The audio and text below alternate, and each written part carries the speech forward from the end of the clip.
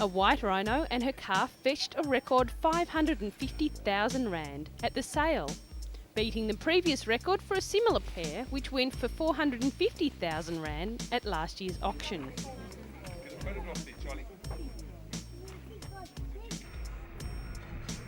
About 350 animals, including 50 of the rhinos, were caught in advance and live auction, giving the prospective buyer the opportunity to view them in their holding pens.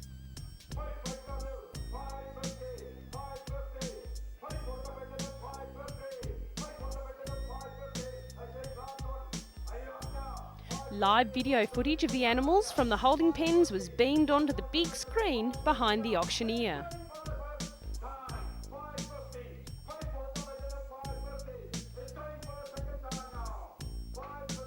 The 550,000 rand bid per black rhino drew a round of huge applause from the bidders and spectators. White and black rhinos are actually both grey. White rhinos are larger and graze, while black rhinos have a hooked lip used for browsing.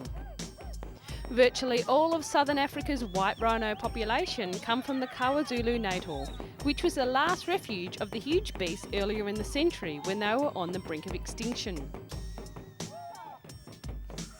It's a breeding program that saved the animals, and the reserve has restocked other parks throughout the region.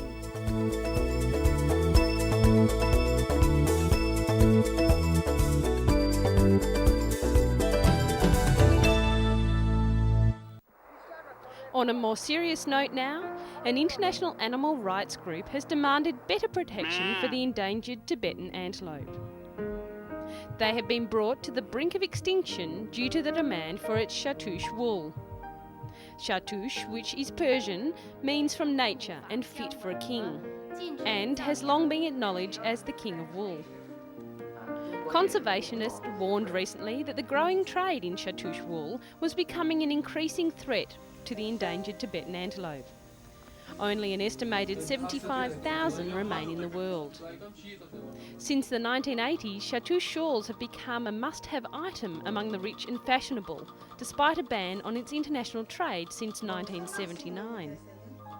In India and America, the purchase and sale of the shawls is illegal and carries a maximum prison term of 7 years in India. The wool is so fine it measures just 3/4 the width of cashmere and 1/5 that of human hair. Chartouche is smuggled into Kashmir to be woven into shawls and scarves.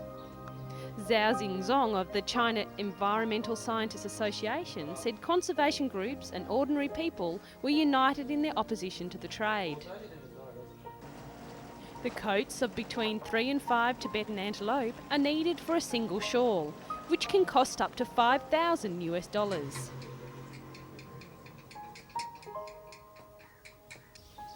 Demand is keen all over the world, especially in major fashion centres in France, Italy and Britain, and buyers are known to fly regularly to Delhi for private showings.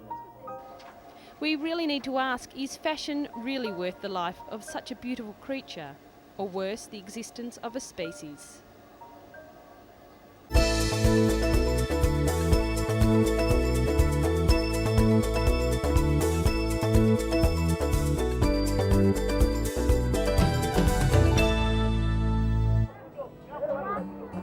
Scooping water from a hand-dug well and trekking miles with it back to the village.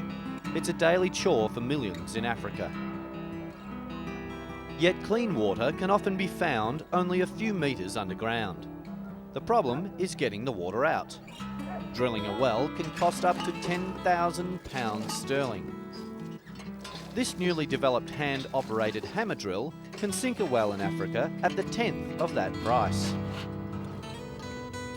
Members of a research team at Cranfield University just outside London designed the new tool.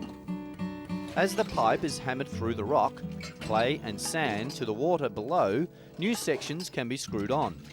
All parts of the rig except the super hard drill bit are designed to be made or bought locally, removing the need for costly imported spares. And there is no patent on the design. That means anyone can modify it to make it work more effectively. It might take 2 weeks to drill the well depending on the depth of the water table. Then a simple hand pump like this can be fitted to provide a permanent water supply to the village. The drill has already been tested in various sites in Uganda, where the government is part funding the project. If further field trials in Uganda are successful, other countries could adopt the scheme and with it provide clean water cheaply while stimulating the local economy. It's science working with less developed countries to make life a lot easier.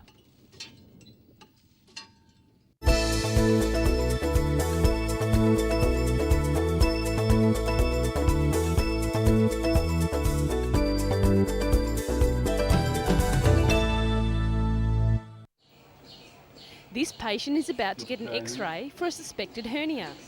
After the images are gathered, doctors will be able to view them anywhere in the world, thanks to a new computer system. The new multimedia medical record system is set to give doctors instant access to a patient's case notes from wherever they are. Scans like these form a vital part of a patient's medical file, but keeping track of the hard copies is often a hard and time-consuming task. The new system changes all that. Dr. Waddy Gredrock lists the advantages of accessing medical records at the touch of a mouse.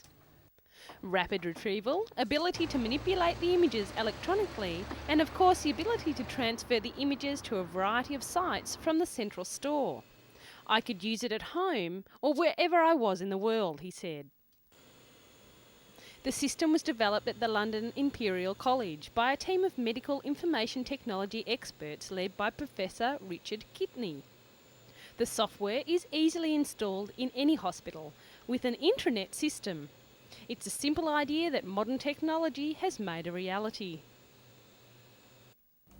The way that hospitals store and retrieve medical records could soon be revolutionised, bringing benefits to patients and professionals alike. With technology like this, all we need to do now is stop people getting sick at all. Too much there. Keep pushing. It's like that.